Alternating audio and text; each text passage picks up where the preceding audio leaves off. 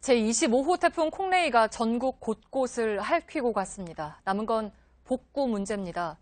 그런데 한 번 피해를 본 곳은 복구가 하세월입니다. 지난해와 올해 폭우로 망가진 곳들은 복구 첫 삽도 뜨지 못했습니다. 밀착 카메라 손광균 기자입니다. 하천 산책로가 여기저기 갈라졌습니다. 자전거 거치대와 계단 손잡이는 뜯어지거나 휘어버렸습니다. 주민들은 포장된 길을 옆에 두고 흙밭으로 다닙니다. 지난 여름 사흘간 400mm가 넘는 폭우로 100억 원 넘게 들인 생태하천이 망가진 겁니다. 하천에 설치된 다리 아래쪽으로 왔는데요. 지난번에 쪼개진 아스팔트 산책로 일부가 이쪽으로 내려왔고요. 그리고 상류에서 흘러내려온 잡초와 쓰레기들도 아직 그대로 남아 있습니다. 여기에 뭐 학생들도 많이 지나다니는데 학생들한테 좀 위험하지 않을까. 2년 전에도 완공 3개월 만에 폭우 피해를 입었는데 같은 문제가 반복되자 지자체는 시공사에 책임을 묻겠다는 입장입니다. 건의가 오가고 있거든요. 협의하고 있는 상태여서 말씀드린 상황은 아닙니다, 지금. 반면 시공사는 자연재해가 원인이고 하자 보수 기간이 끝난 만큼 책임 소재는 지자체와 논의할 부분이라고 밝혔습니다. 지자체와 업체가 복구 책임을 다투는 동안 불편함은 주민들 몫이 됐습니다. 이렇게까지 공사가 안 끝나나 싶어가지고 내가 짜증나면서 지금 가고 있는 거예요. 오늘 자전거 타고 가자 해갖고 이제 왔는데 막상 보니까 너무 안 좋은 거야. 이런 곳은 여기만이 아닙니다. 20여 가구가 사는 충북 청주의 한 마을입니다. 이곳도 폭우 피해가 발생한 지 1년 3개월이 넘었지만 복구가 안 됐습니다. 주민들은 비만 오면 불안에 떨고 있습니다. 지난해 7월 시간당 90mm가 넘는 폭우로 지붕이 무너졌고 하천 수위가 올라오면서 허리까지 물에 잠겼던 곳입니다. 무너진 비포장도로에는 지금도 출처를 알 수 없는 콘크리트 덩어리가 놓여 있습니다. 마을 한쪽에는 지난해 수해로 무너진 지붕들을 쌓아놨는데요. 이 모양만 봐도 여러 채가 피해를 본 걸 알 수 있습니다. 먼저 이런 판자 형태가 있고요. 그리고 이런 돌기와 지붕도 섞여 있습니다. 지자체로부터 복구 비용을 지원받았지만 수리에는 턱없이 부족했다고 말합니다. 나라에서 돈 100만 원 주고선 딱이야. 냉장고, 에어컨 뭐 다 못 쓰지, 뭐 전기제품 다 못 써서 그냥 떠나가고 내보냈어요. 폐가처럼 변한 집도 있지만 고치지도 못하고 그대로 살고 있습니다. 올여름에도 벌써 2번이나 긴급 대피한 주민들은 평소보다 비가 많이 내리면 불안하다고 입을 모읍니다. 잠을 못 자, 비만이 오면. 밤새도 잠 못 자는 거야. 깨서 그냥 바로 여기가 이제 겨울이니까 그 이제 상황 보느라고 잠을 못 자는 거예요. 지자체는 예산이 편성되면 내년부터 이 지역을 중심으로 수해 복구에 나설 방침입니다. 여기 수해 복구에 대해서는 저희가 일단은 올려놨어요. 하천 기본 계획에 맞게 정비를 하고 그런 거는 이제 도청으로 문의를 해보시면 될 것 같아요. 빠른 시일 내에 복구하겠다. 현수막에 접힌 약속입니다. 그러나 이렇게 망가진 현장이 언제 정상화될지는 아무도 모릅니다. 지자체가 방치해놓은 건 하천이 아니라 주민들의 안전 아닐까요? 밀착 카메라 손광균입니다.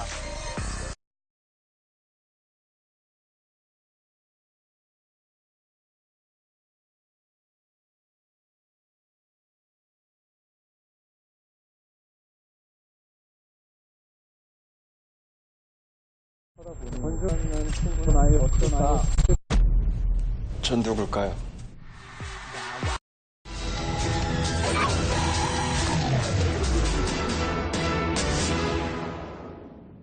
오늘 밀착 카메라는 인천의 한 아파트를 다녀왔습니다. 현관문이 안 닫히고 땅이 기울면서 벽에 금이 가고 있는데 불안에 떠는 주민들은 지하 고속도로 터널 공사를 지목하고 있습니다.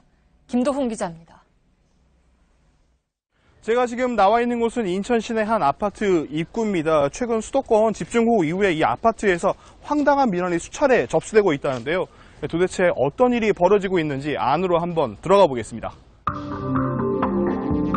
지난 1984년 지은 이 아파트엔 모두 260여 세대, 1000여 명의 주민들이 살고 있습니다. 아파트 주변 땅이 한쪽으로 기울기 시작했다는 것을 알게 된 건 주차장 접촉사고 때문이었습니다. 빨라지고 있어요.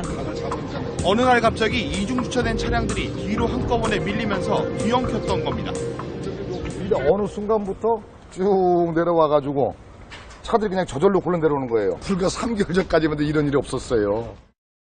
아파트 복도 위로 올라와 봤는데요. 곳곳에 현관문을 열어놓은 채 생활하는 집들을 볼 수가 있습니다. 더위를 피하기 위해서 그런 걸 수도 있지만 사실은 한 달 가까이 현관문이 제대로 닫히지 않고 있는 것 때문인데요. 직접 이렇게 문을 닫아봤더니 둔탁한 소리를 내면서 문 전체가 이렇게 떨어져 나갈 듯이 앞뒤로 흔들리는 것을 볼 수가 있습니다. 이런 집들이 이 아파트 단지에만 30채가 넘는다고 합니다. 관리사무소에 접수된 입주민들의 수리 요청 민원만 수십 건에 달했습니다. 어찌된 일인지 시간이 갈수록 문을 여닫기가 더 어려워집니다. 애가 학교 갔다 오더니 문이 안 열어진다는 거예요. 고쳐서 잘 됐는데 또 이렇게 문이 안 되는 거야. 승강기역 비상계단 출입문도 틀어졌고 복도에서도 곳곳에 균열이 생겼습니다. 집 안으로 들어가 봤습니다. 방문은 한쪽으로 기울어져 아예 닫히지 않고 볼펜이 들어갈 정도의 틈이 벌어졌습니다. 요거 문 안 닫혀서 어떻게 하셨어요? 안 닫히니까 여기 딱 맥히니까 이만 떼기니까 깎아냈지. 욕실에 붙어있던 타일 조각도 하나둘 떨어졌고 집안 곳곳엔 금이 생겼습니다. 플라스틱 샷입니다. 문을 닫아봤더니요, 한눈에 봐도 위쪽과 아래쪽 너비가 다른 거를 볼 수가 있습니다. 직접 한번 줄자로 재봤더니요, 아래쪽은 4.5cm 정도인 반면에 위쪽을 한번 재볼까요? 9.6cm 정도로 배 이상 차이가 나는 것을 확인할 수 있습니다. 스마트폰 수평계에도 바닥이 한쪽으로 기울어진 상태라는 것이 확인되고 바닥에 내려놓은 탁구공은 곧바로 한쪽으로 굴러갑니다. 주민들은 아파트 지하를 지나는 제2외곽순환고속도로 지하터널 공사가 끝난 지난해 10월부터 이런 현상이 심해졌다고 주장합니다. 이 아파트와 바로 상가 건물 벽과 바닥 사이에도 이렇게 균열이 깊게 생긴 걸 볼 수 있습니다. 제 손 하나가 다 들어갈 정도인데요. 이 꽂혀있는 철근을 한번 위로 뽑아보겠습니다. 이 성인 키를 훌쩍 넘길 정도고요. 이 높이가 3m 돼도 그 끝이 안 보일 만큼 그 균열의 깊이가 깊다는 걸 알 수 있습니다. 한 차례 안전점검에서 정밀 안전 진단이 필요하다는 결론이 나왔지만 입주민들과 시공사 측이 이견을 보이면서 정밀 진단도 미뤄지고 있습니다. 주민들은 매주 청와대 인근에서 집회를 하고 도움을 요청하고 나섰습니다. 관할 지자체는 달리 할 수 있는 조치가 없다고 합니다. 저희가 뭐 어떤 권한이 있는 사항이 아니다 보니까 근데 인천시입장은 중재 역할밖에 할 수가 없는 거죠. 명확한 원인도 밝혀지지 않은 상황에서 오늘도 주민들은 불안함에 떨고 있습니다. 밀착 카메라 김도훈입니다.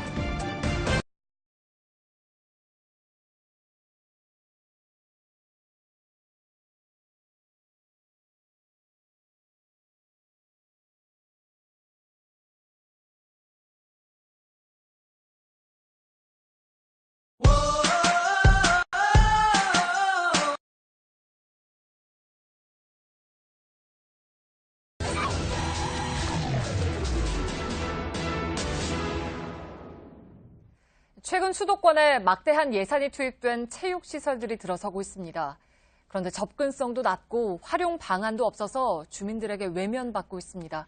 밀착 카메라 김도훈 기자입니다. 어린이 보호구역 도로 위에 불법 주정차된 이 공사 차량들이 서 있는 이곳은 수원시내 한 실내체육관 앞입니다. 이 얼핏 봐도 지어진 지 얼마 안 된 새 건물인데요. 정부 예산 등 380억 원이 넘는 돈을 들여 지난해 초 개관을 했지만 이용 계획이 없어 사실상 개점 휴업 상태라고 합니다. 어떤 이유에서인지 지금부터 한번 알아보겠습니다. 1984년 건립돼 노후된 기존 수원 실내체육관을 대체하기 위해 지어진 지상 3층, 최대 수용 인원 4,400석 규모의 농구 전용 경기장입니다. 한때 프로농구단이 이곳으로 연고지로 옮겨온다는 소식도 있었지만 이전 계획이 무산된 이후 단체 행사나 아시아 여자 핸드볼 대회 등 대규모 경기 행사장으로만 활용되고 있습니다. 하지만 지하 헬스장을 이용하는 시민들만 눈에 띌 뿐 실내체육관 출입문 곳곳은 자물쇠로 잠겨 있고 한적한 주차장은 인근 주민들의 주차 연습 공간이 됐습니다. 아직 주택 개발이 한창인 외곽 지역에 위치해 접근성이 낮은 데다 정작 주민들이 이용할 수 있는 실내 시설도 없기 때문입니다. 체육관과 가장 가까운 거리에 있는 버스 정류장입니다. 대중교통을 이용하려면 이곳에서 버스에서 내린 뒤 체육관까지 걸어가야 하는데요. 하지만 버스 정류장 안팎 어디를 찾아봐도 체육관까지 가는 길을 안내해주는 표지 문구는 찾아볼 수가 없습니다. 이 스마트폰 길찾기 앱을 이용해서 한번 봤더니요. 제가 서 있는 이곳에서부터 약 1.4km, 20분 정도를 걸어가야 한다고 나옵니다. 아파트 단지를 가로질러 곧바로 체육관까지 가는 길이 있지만 처음 길을 찾는 시민들에겐 어려움이 따릅니다. 여기 오시는 분 거의들 한 반 이상은 위치를 물어볼 거예요. 좀 거리가 떨어져 있죠. 버스에서 내려서도 거의 보이면은 찾아갈 텐데 보이지도 않으니까 많이 불편한 거예요. 개관 이후 지난달까지 1년 4개월 동안의 실내 체육관 사용 기간도 절반에 못 미칩니다. 주민들은 실망감을 드러냅니다. 있으나 마나지 뭐. 무용직물이지. 우리가 서민이 막 이렇게 쓸 수 있는 그게 아니고 그러니까 1억을 들이더라도 우리가 꼭 필요한 걸로 만들어주면 그게 활용이 많이 되는 건데. 지자체 측은 주민들이 자유롭게 이용할 수 있는 다목적 체육관과 전용 구장인 전문 체육관의 설립 취지가 다른 데서 빚어진 오해라고 말합니다. 맨날 놀고 있다 이렇게 되는데 전문 체육관의 한계가 주중에는 거의 사용이 없다는 거예요. 다목적 체육관 같은 경우는 일반인들에게 사용하죠. 이 전문 체육관들은 그런 게 없습니다. 대관을 합니다. 다목적 체육관보다 규모가 큰 전문 체육관 특성상 대관하는 데 드는 비용도 더 비쌀 수밖에 없어 일반 시민들이 이용하기에 비용 부담이 만만치 않습니다. 용인시가 올 연말 완공 예정인 시민체육공원은 부지 22만 제곱미터, 축구장 30개 규모의 최대 3만 7천 명을 수용할 수 있는 크기의 경기장입니다. 공사가 시작된 지 7년 6개월째, 그동안 투입된 사업비만 3,200억 원이 넘는 대규모 체육시설입니다. 하지만 국제경기 유치를 위한 보조 경기장 건립은 보류됐고 주변 교통 여건도 열악해 향후 활용 방안을 놓고 우려의 목소리가 끊이지 않습니다. 막대한 예산을 들이고도 정작 지역 주민들에겐 외면받는 처지에 놓인 체육시설들, 결국 어떻게 쓰임새 있게 활용할 것인지에 대한 보다 신중한 접근이 필요해 보입니다. 밀착카메라 김도훈입니다.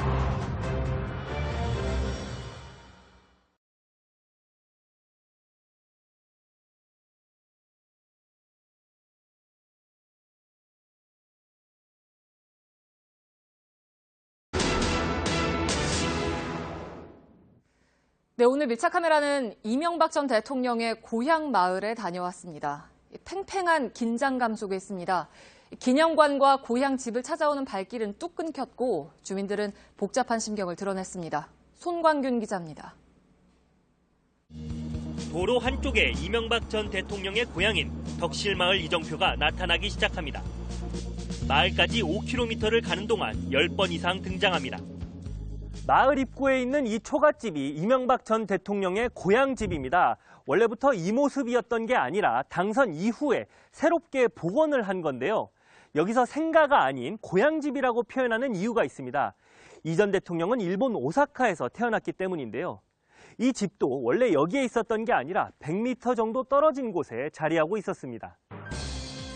이 전 대통령이 실제 이 마을에 살았던 건 5살 때부터 3, 4년 정도지만 관련 시설물은 곳곳에서 찾을 수 있습니다.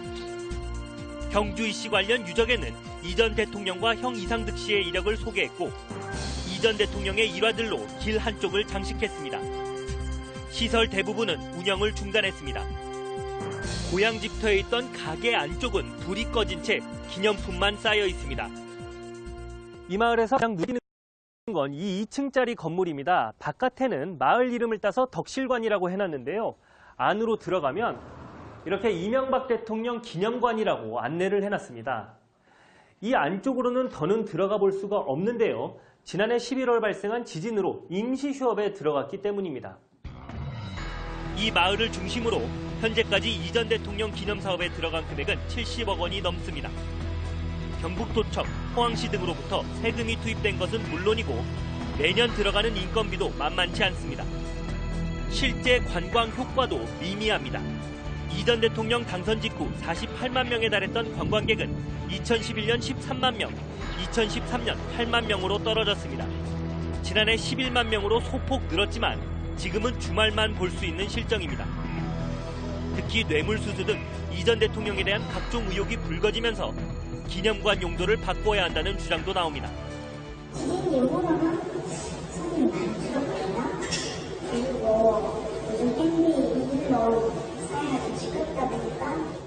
덕실마을 주민은 이 전 대통령과 관련해 말을 아끼는 모습입니다.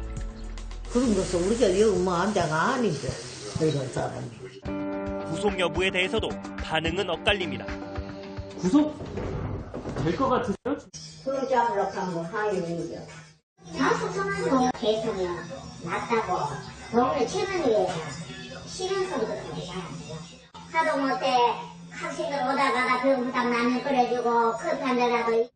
구속영장 실질심사 파행과 재개 소식이 잇따라 전해지면서 마을은 다시 긴 침묵에 잠겼습니다. 이 전 대통령의 구속 여부는 앞으로 몇 시간 안에 결정됩니다. 수사를 지켜보는 마을 주민들의 착잡함도 더욱 깊어질 전망입니다. 1차 카메라 손광균입니다.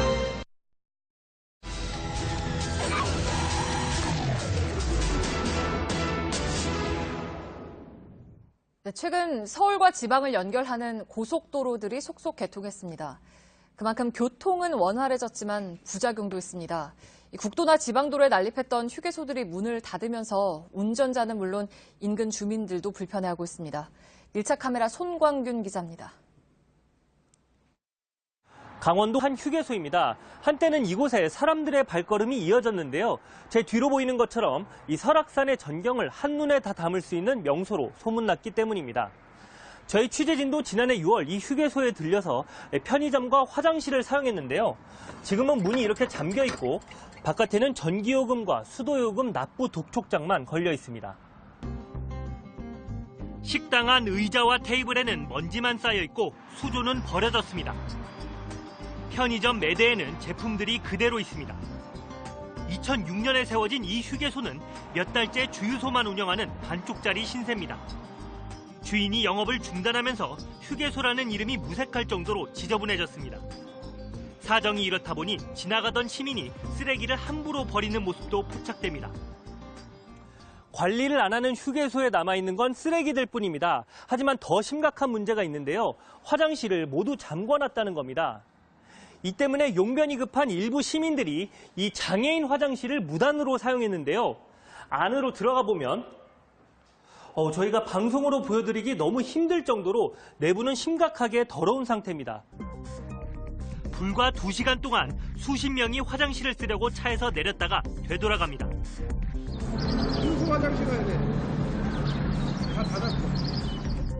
주유소 화장실을 안내하는 문구도 못 본 사람들의 마음은 더 급해집니다. 이제 고속도로 타고 가야죠. 주민들도 환경오염 등 불편을 호소합니다. 전기를 못 내는 방법이 뭐 관리가 되겠어, 저거? 네? 다 전기 끊겼죠? 해당 시설물은 인근 톨게이트 운영업체가 소유하고 있습니다. 업체 측은 임대업자가 지난달쯤부터 무단으로 영업을 하지 않아 어쩔 수 없다는 입장입니다. 맞아요? 그분이 경영 악화를 이유로 지금 공과금도 많이 밀리고 저희 쪽은 임대료도 지금 거의 4달치 이렇게 좀 밀린 상태라 저희가 지금 그거 관련해서 해지 소송을 지금 어쨌든 소송이 끝나 결론이 나야 이제. 경기도 양평군의 또 다른 휴게소입니다. 설립 초기만 해도 미국 전직 대통령의 이름을 따 지역 명소로 알려졌지만 10년 넘게 방치됐습니다. 간판만 아니면 이곳이 휴게소였는지조차 모를 정도입니다. 옛날에 왔었는데 지금 너무 오래돼가지고요. 여기 폐업한 거 알고 계셨어요? 몰랐어요. 국도 주변 휴게소들이 본격적으로 문을 닫기 시작한 건 신규 고속도로가 개통되면서입니다. 하지만 전국 국도와 지방도로에 방치된 휴게소가 몇 곳인지 정확한 집계도 없는 상황입니다. 고속도로 휴게소가 한국도로공사 관리하에 규모와 간격 등 설치 기준을 따르는 데 반해 국도변 휴게소 대부분은 개인이 음식점 등으로 영업신고를 하고 있기 때문입니다. 고속도로에 있는 그냥 진짜 휴게소 말고는 따로 영업신고하는 게 없어요. 시민들의 불편은 커지고 있지만 담당 지자체들은 손을 놓고 있습니다. 예, 저희가 그거를 철거할 건 없죠. 그분이 영업을 안 한다고 한 거니까. 각종 편의를 제공하던 휴게소들은 이제 국도의 흉물로 전락했습니다. 사유재산이라 어쩔 수 없다는 해명 대신에 이제는 실태조사를 통한 폐업 안내와 철거 같은 적극적인 대책이 시급합니다. 1차 카메라 손광균입니다.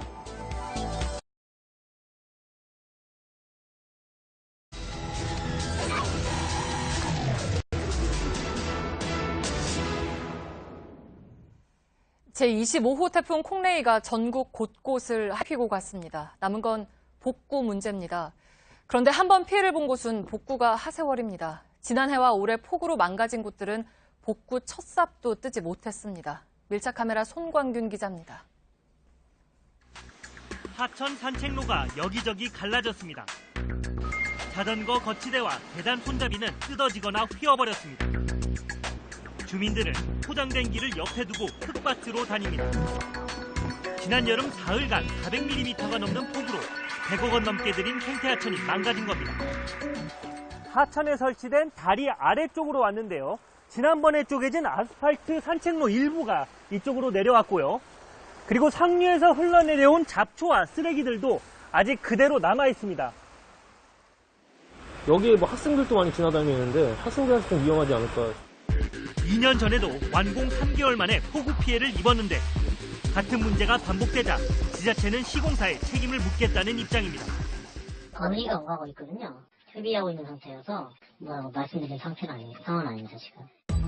반면 시공사는 자연재해가 원인이고 하자 보수 기간이 끝난 만큼 책임 소재는 지자체와 논의할 부분이라고 밝혔습니다. 지자체와 업체가 복구 책임을 다투는 동안 불편함은 주민들 몫이 됐습니다.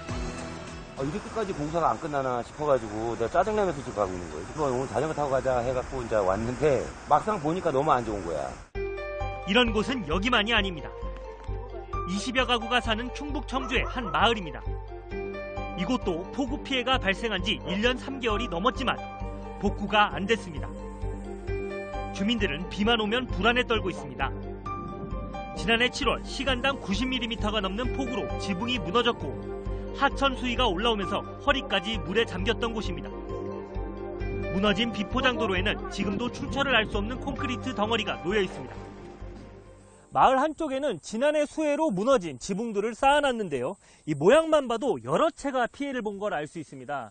먼저 이런 판자 형태가 있고요. 그리고 이런 돌기와 지붕도 섞여 있습니다. 지자체로부터 복구 비용을 지원받았지만 수리에는 턱없이 부족했다고 말합니다. 나라에서 돈 100만 원 주고선 딱이야. 냉장고, 에어컨 못 쓰지 전기제품 다 못 써서 그냥 떠나가고 제 내보냈어요. 폐가처럼 변한 집도 있지만 고치지도 못하고 그대로 살고 있습니다. 올여름에도 벌써 2번이나 긴급 대피한 주민들은 평소보다 비가 많이 내리면 불안하다고 입을 모읍니다. 잠을 못 자, 비만이 오면. 밤새도 잠 못 자는 거야. 깨서 그냥 바로 여기가 이제 겨울이니까 이제 상황 보느라고 잠을 못 자는 거예요. 지자체는 예산이 편성되면 내년부터 이 지역을 중심으로 수해 복구에 나설 방침입니다. 여기 수해 복구에 대해서는 저희가 일단은 올려놨어요. 하천 기본 계획에 맞게 정비를 하고 그런 거는 이제 도청으로 문의를 해보시면 될 것 같아요. 빠른 시일 내에 복구하겠다. 현수막에 적힌 약속입니다. 그러나 이렇게 망가진 현장이 언제 정상화될지는 아무도 모릅니다. 지자체가 방치해놓은 건 하천이 아니라 주민들의 안전 아닐까요? 밀착 카메라 손광균입니다.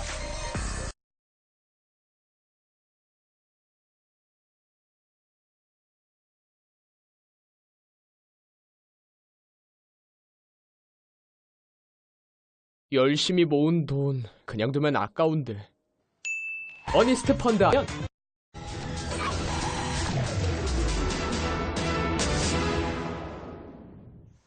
네, 전국의 아스콘 공장 주위로 주거 시설들이 최근에 들어서면서 공장과 주민들의 갈등이 깊습니다. 아스콘 공장은 제조 과정에서 발암 물질인 벤조피렌이 나오는 것으로 알려졌지만 정작 주변에 끼치는 영향에 대해서는 제대로 조사되지 않았습니다. 택지 개발에 앞서서 환경 영향 평가를 강화하라는 목소리가 높습니다. 밀착 카메라 김도훈 기자입니다. 아이들이 피켓을 들고 부모와 함께 거리로 나섰습니다. 지난 3월 경기도 안양 연현마을 주민들이 아스콘 공장 가동 중단을 요구하는 집회입니다. 아파트 단지와 초등학교가 있는 야산 너머 공장까지는 직선거리로 300~400m 안팎입니다. 경기도가 지난 7월 공장을 이전하고 이곳에 아파트를 짓는 공영개발 사업 추진을 결정하면서 10여 년 넘게 이어져온 갈등은 일단락됐습니다. 하지만 문제는 이곳 연현마을처럼 아스콘 공장 주변에 새 아파트가 들어서거나 공공택지개발지구 조성이 진행 중인 곳이 전국적으로 수천 세대가 넘습니다. 경기도의 또 다른 아스콘 제조 공장입니다. 희뿌연 연기가 쉴 새 없이 피어오릅니다. 공장 반경 500~600m에는 학교 3곳과 아파트 단지들이 둘러싸고 있습니다. 인근 일부 주민들은 두통과 메스꺼움을 호소합니다. 냄새가 많이 나고 이제 눈이 아프고 물이 구물무시해 너무 괜찮습니다. 시청에도 민원이 끊이지 않고 있습니다. 가동이 됐을 경우에 이제 악취가 있다고 연락을 주면 냄새가 난다라고 말씀을 하세요. 공장에서 400여 미터 떨어진 부지엔 3년 뒤 4천여 세대 규모의 공공주택 개발이 시작될 예정입니다. 아스콘 공장에서 50여 미터 가량 떨어진 이곳은 경찰서 임시청사가 있던 곳입니다. 지금은 약 700여 미터 떨어진 곳으로 이전한 상황인데요. 2년 전 이곳에서 근무하던 경찰관 6명이 암 진단을 받았고 이 가운데 4명이 암 관련 질환으로 사망했습니다. 당시 인근 아스콘 공장이 원인으로 추정됐지만 배출물질 측정 결과 유해 물질이 허용치 이하로 나타나 암 발생과의 인과관계는 밝혀지지 않았습니다. 업체 측은 악취 저감 시설 설치 등 지속적으로 시설 개선을 하고 있다는 입장입니다. 회사가 먼저 들어섰어요. 먼저 들어서 있는 회사인데 민원이 오는 거 아니에요? 인천의 한 아스콘 공장. 주변으로는 경찰서와 대형마트, 주택들이 들어서 있고 공장역 200m가량 떨어진 곳에는 최근 분양을 마친 아파트 신축 공사가 한창입니다. 녹색연합이 전국 아스콘 공장 400여 곳 주변을 살펴봤더니 반경 500m까지는 6,500여 세대 규모의 주택 공사가 진행되고 있었습니다. 주택 지은 1km 안에는 아무도 못 짓게 하고 그렇다고 하면 규제가 돼버리지 않습니까? 충분히 인증을 하고는 있는데 아직까지 거기에 대한 대안을 마련하지는 못하고 있습니다. 도로 포장에 쓰이는 아스콘은 제조 과정에서 발암 물질인 벤조피렌이 발생한다고 알려져 있습니다. 하지만 유해 물질을 내뿜는 공장과 주거 지역 사이 거리 규정 등은 따로 없습니다. 이 때문에 택지 개발 허가에 앞서 환경 영향 평가를 강화해야 한다는 목소리가 커지고 있습니다. 대기오염 물질이라던가 사람들한테 얼마나 영향을 미칠 수 있는가에 대해서 점검 시스템 자체가 충분히 마련되지 않기 때문에 오염 물질을 내뿜는 공장과 인근 주민들 간의 갈등 어제 오늘의 일이 아닙니다. 그렇다고 외면하고 방치한다면 시간이 흐를수록 그 피해와 갈등은 더 커질 수밖에 없을 겁니다. 밀착 카메라 김도훈입니다.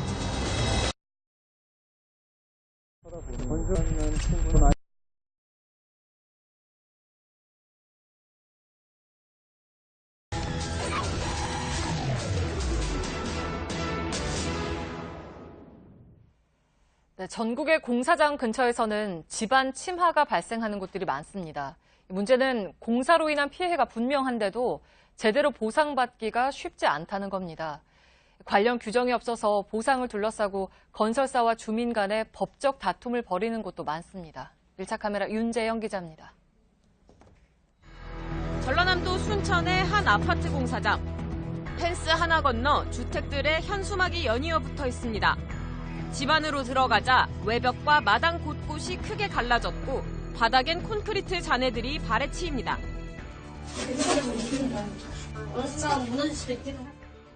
무너지고 있다는 건 이 공사장을 마주하고 있는 주택 7채입니다. 집 안으로 들어와 보면 마당에 들어서자마자 지진이 난 것처럼 바닥이 쩍쩍 갈라졌고 벽에도 균열이 생겼습니다. 공사로 땅을 파내자 이쪽 흙이 앞으로 쏠리면서 집안이 침하하고 집도 앞으로 기우는 건데요. 원통을 굴려보면 대굴대굴 굴러갈 정도로 기울었습니다. 이 장판을 들춰보면 시멘트도 온통 갈라져 균열이 생겼고 이쪽으로 와보시면 여기는 다용도실인데 이 바닥이 갈라졌을 뿐 아니라 벽도 손이 쏙쏙 들어갈 정도로 균열이 생겼습니다.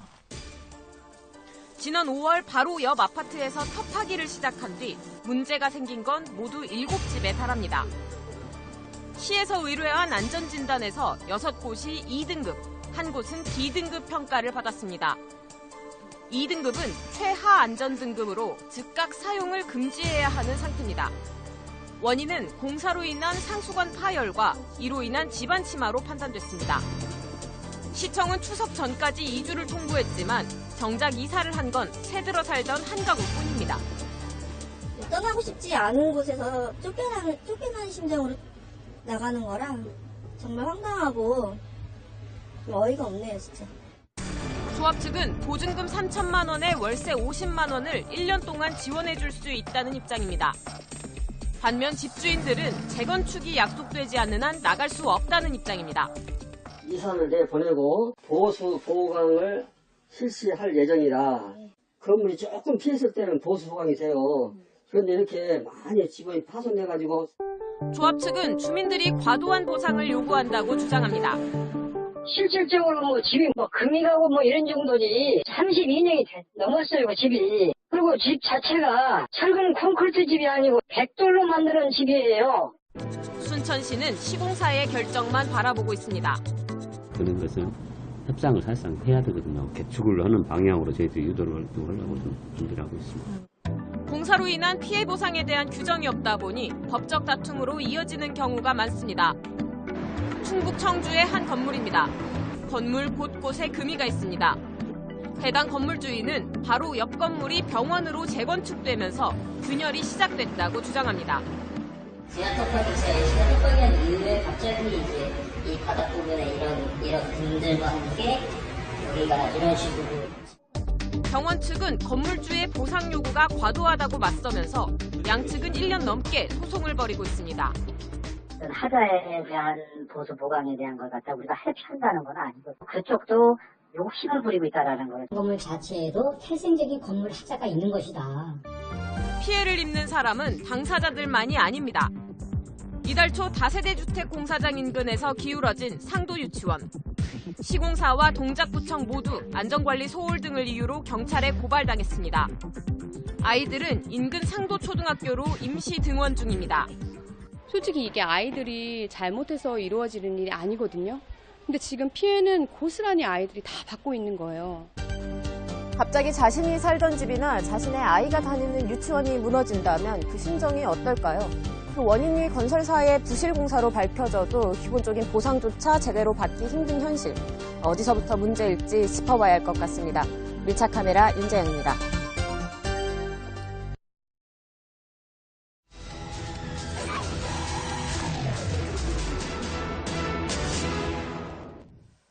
네, 전남의 여수를 비롯한 전국 곳곳에는 한센인들이 모여 사는 마을이 있습니다. 그런데 주변 환경이 너무 열악해서 환자들이 악취와 성면에 둘러싸여 살아갑니다. 오히려 병을 더 얻을 수 있을 정도의 상황입니다. 밀착 카메라 구혜진 기자입니다. 한센병 치료에 평생을 헌신하고 순교하신 손양원 목사님의 기념비입니다. 한센병 치료를 위해 왔던 환자들이 이 동네에 정착하면서 한센인 정착촌 도성마을이 생겼습니다.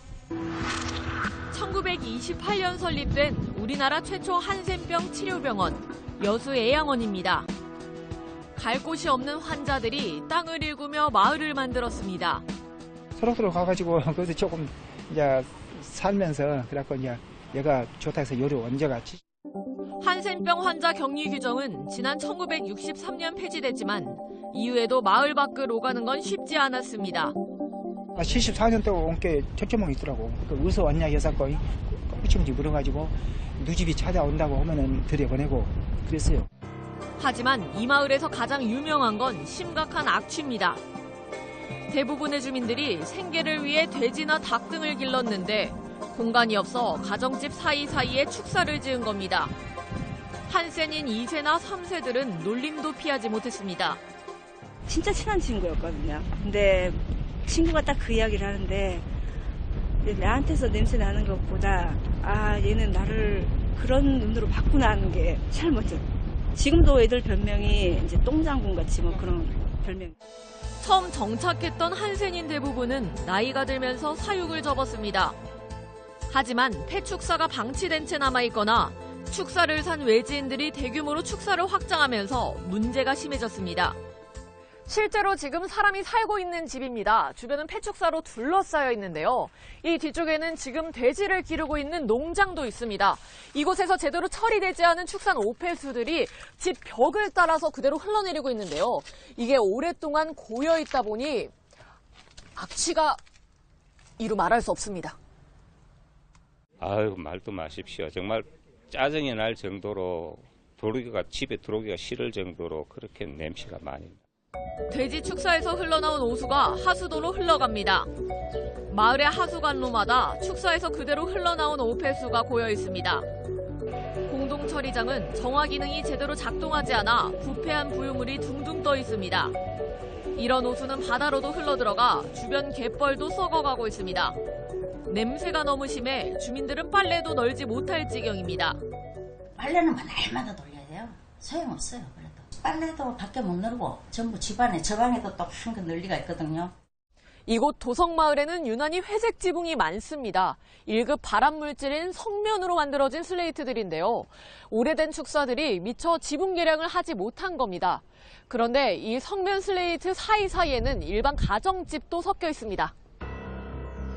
깨진 성면 슬레이트들이 길가에 널브러져 있습니다. 슬레이트만 철거하는데 80억 원이 예상됩니다. 축사는 주택과 달리 성면 슬레이트 철거비 지원이 안 됩니다. 주민들은 이런 성면과 여수 산업단지에서 불어오는 유해물질이 건강을 위협한다고 말합니다. 많이 돌아가셨어. 돌아가실 때 보면 전부 암. 우리 애기 아빠도 61세를 있고 뭐 30, 40대 중 사람도 많고. 상황이 이렇게 되기까지 마을 주민들은 목소리를 내지 못했습니다. 한센인이잖아요. 그러니까 외부로 나가는 것보다 움츠려드는 게 더 익숙하세요. 전남보건환경연구원은 최근 현장 조사를 마치고 대책 마련에 나섰습니다. 하지만 이들은 힘들게 일군 마을에서 2주만큼은 원치 않는 상황. 외부와는 철책으로 가로막혀 있던 마을에 정착할 수밖에 없던 사람들. 점점 살기 어려워지는 이곳에서 이들의 고통은 끝나지 않고 있습니다. 밀착 카메라 구혜진입니다.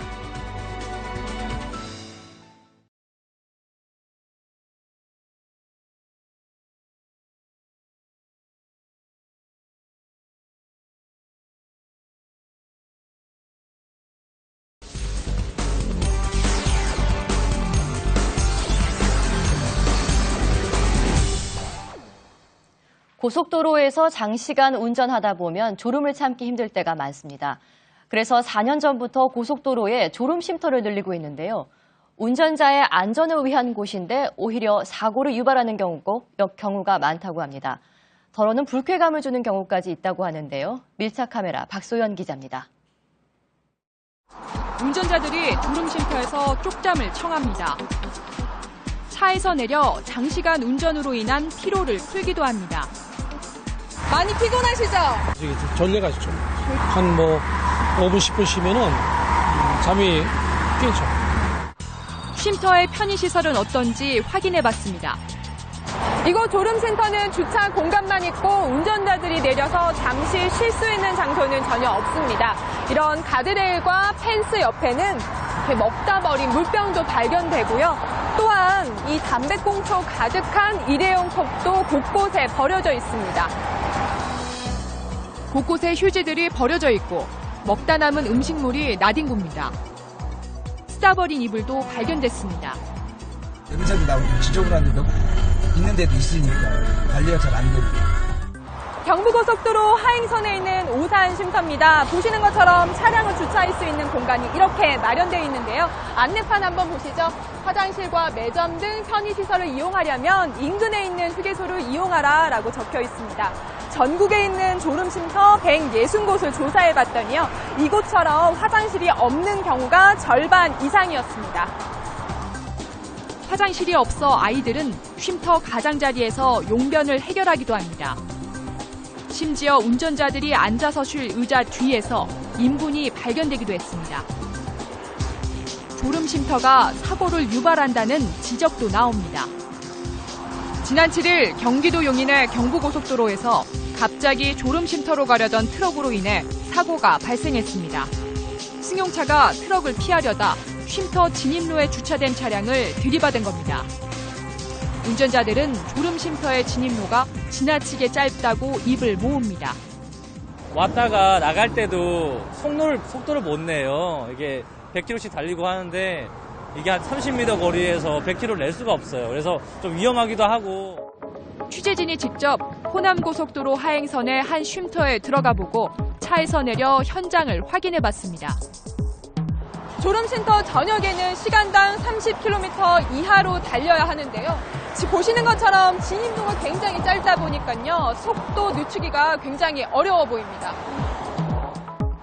전문가와 함께 졸음쉼터에 들어오는 차량의 속도를 재본 결과 상당수가 제한 속도를 2배 가까이 넘겼습니다. 원만하게 속도를 줄일 수 있는 방향이 되도록 길이를 좀 늘리고요. 동선에 합류할 때도 충분히 가속을 해서 나갈 수 있도록 공간의 재설계가 필요할 것 같습니다. 쉼터 진입로의 불법 주정차도 사고 원인으로 꼽힙니다. 영동고속도로 상행선 반면에 있는 한 졸음쉼터입니다. 보시는 것처럼 차량들이 빠른 속도로 달리고 있는데요. 이곳은 아직 졸음쉼터가 시작되지 않는 한 갓길 부분인데도 차량 2대가 이렇게 나란히 주차돼 있습니다. 뿐만 아니라 반대편 한번 보시죠. 아직 주차장이 시작되지도 않았는데 차량 여러 대가 이렇게 주차돼 있습니다. 진입로에 주차를 해놓고 운전자는 고난잠을 자고 있었습니다. 사장님, 여기 너무 위험하지 않아요? 아까 여기 서 있어가지고. 차들이 많아서? 예, 차들이 많아가지고 들어가지 못해서. 안쪽으로 오세요. 위험해요. 꼭 지정된 주차 공간에서 휴식을 취하여야 하겠습니다. 가속 방지 시설 등 진출입로의 안전시설을 지속적으로 보강하고 있습니다. 졸음쉼터는 운전자의 안전한 휴식을 위해 조성된 공간입니다. 하지만 그 의미가 무색하게도 졸음쉼터에서 발생한 교통사고 비율은 매년 늘어나고 있습니다. 졸음쉼터를 늘려가는 것도 중요하겠지만요. 무엇보다 안전성 확보가 우선이겠죠. 밀착 카메라 박소연입니다.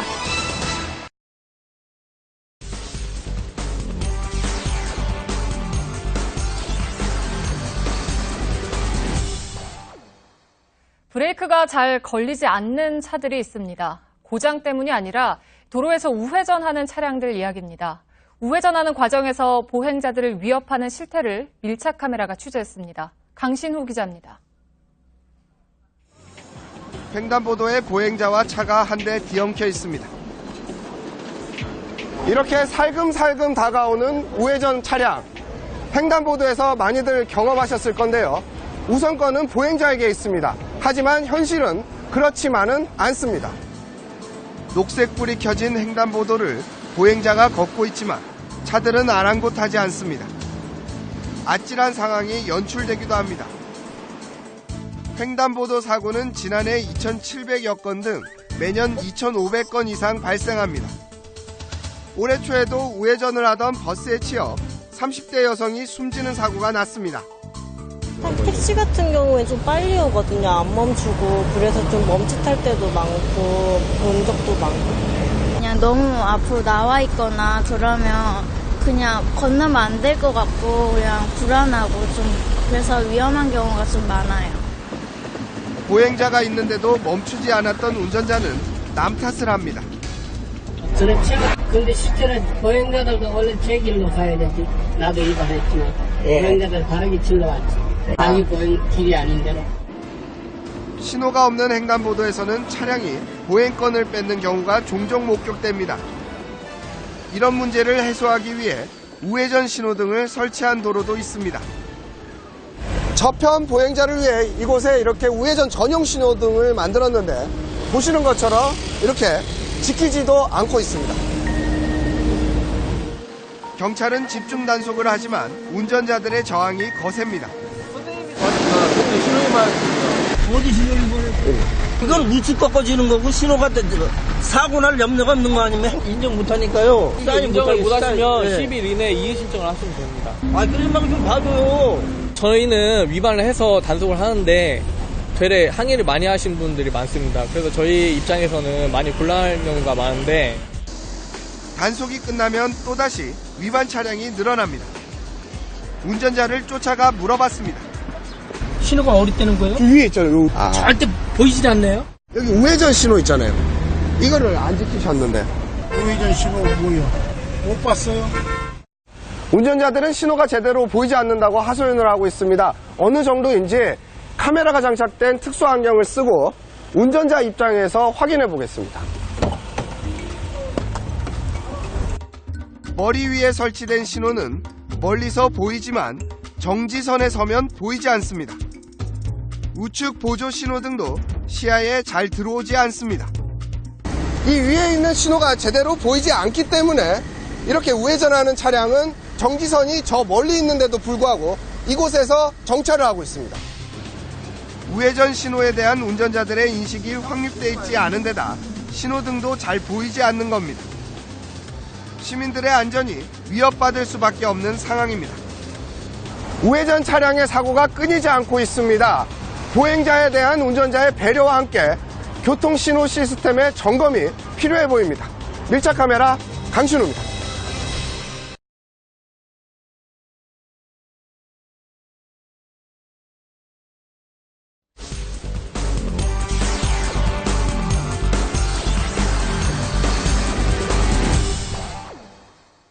미화원 여러분들에 대한 얘기를 해드렸습니다.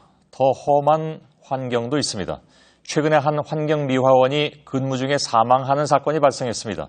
조금이라도 시간을 줄이기 위해서 청소차 뒤에 몸을 맡기고 이동하는 위험을 무릅쓰고 있습니다. 안지연 기자의 밀착 카메라입니다. 차 막 달리는데 이제 여기서 뭐가 펑 소리 나더라고. 순간적으로 그걸 잡으려고 딱 켠 것이 손 놓고 뚝 떨어진 거지. 119 그분들이랑 같이 막 모아하시고 근데 할아버지는 머리에서 피 막 흐르시고. 사고 현장입니다. 여기 하얗게 표시된 부분이 바로 추락 지점인데요.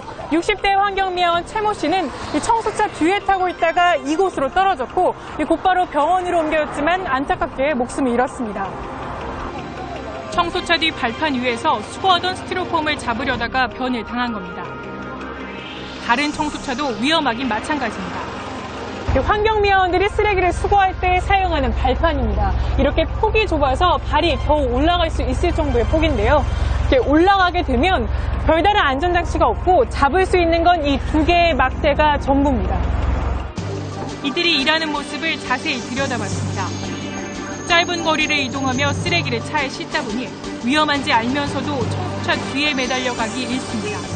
차가 급브레이크를 밟았다든지 조금씩은 다치죠. 숨도 안 쉬고 해야 되는 거예요. 안 보고 던져야 되고. 우리는 이제 시간과 싸움이기 때문에 보통 한 9시간 정도 근무를 하는데 그랬다가는 해가 떠야 집에 가요. 이들은 환경미화원 가운데서도 대행업체 소속입니다. 각종 쓰레기에 수집과 운반을 합니다. 한 통이면 한 100kg 정도 됩니다.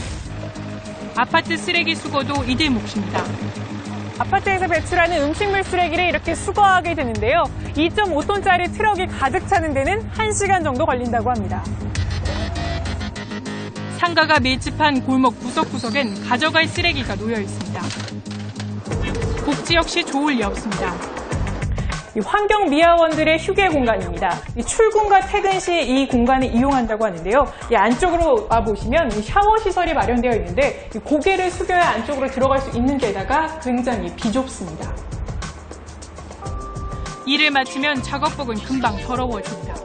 너무 빨리 더러워지니까. 여기 이제 비닐로라 덜 더러워지잖아요. 앞부분만. 거의 밑에는 지저분하잖아요, 지금. 네네.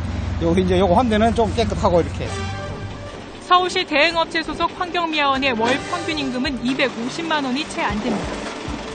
상황이 이렇다 보니 대행업체는 늘 구직난에 시달립니다. 우리가 이제 워크넷에 전부 다 뭐 내고 그다음에 도저히 안 와도 불용자원이 다 옵니다. 불용자원 우리 같은 데는. 모든 환경미화원이 다 그런 건 아닙니다. 지자체 소속 환경미화원의 경우 월 평균 임금은 415만 원에 정년도 보장됩니다. 이 때문에 채용 경쟁이 치열합니다. 지난달 대구의 한 초등학교에서 치러진 체력검사장 열기가 뜨겁습니다. 무릎을 땅에 댄다든지 측정이 되지 않습니다. 이 모래포대 하나가 20kg 정도가 되는데요. 이거를 모두 10개를 100초 안에 트럭에 옮길 수 있어야 체력검사에서 최종 통과하게 됩니다. 5번째 좋습니다. 원래 좀 통과했으면 좋겠습니다. 합격하면 이들은 거리 청소를 하게 됩니다. 길 건너로 이들이 빗질해 모은 쓰레기를 대행업체 환경미화원들이 열심히 차에 실어갑니다. 여전히 청소차 뒤에 몸을 싣습니다. 직영과 대행업체 환경미화원들 같은 유니폼을 입고 있지만 전혀 다른 종류의 일을 하고 있었는데요. 이들의 격차가 우리 사회의 한 단면을 단적으로 보여주고 있습니다. 밀착 카메라 안지연입니다.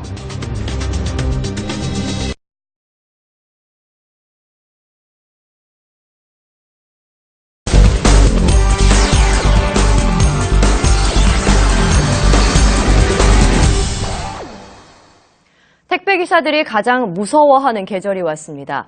연말이 다가오는 지금부터는 그야말로 전쟁입니다. 좀 심하게 표현하면 사람 잡는 택배라고나 할까요?